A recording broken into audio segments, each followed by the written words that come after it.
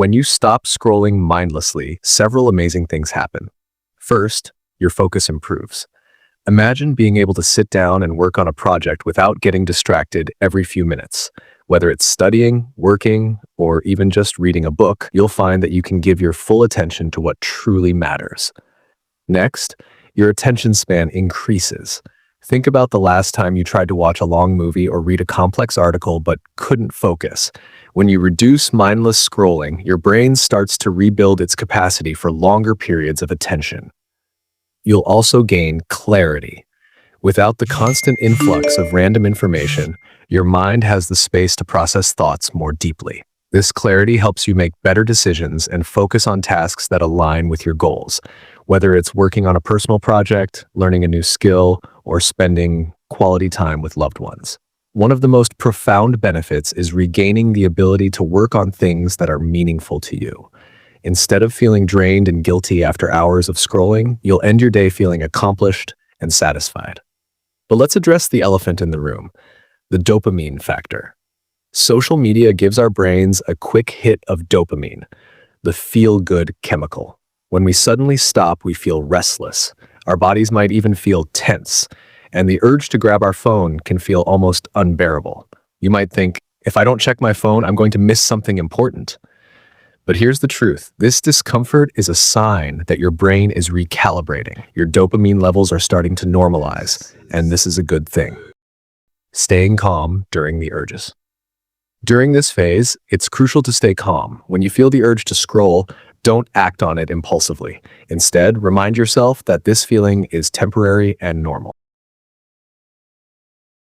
To make this transition smoother, replace the time you'd usually spend scrolling with activities that are productive and fulfilling. Read a book you've been meaning to start. Write in your journal. Engage in a hobby. These activities provide a sense of accomplishment and leave you feeling recharged, unlike the drained feeling you get after hours on social media. Let's talk about awareness. The next time you feel the urge to scroll, pause and notice it.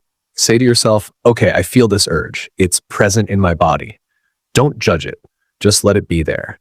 The key is not to suppress it or fight it, but to observe it with curiosity. Ask yourself, why am I feeling this way? Is it because I'm bored, stressed, avoiding something?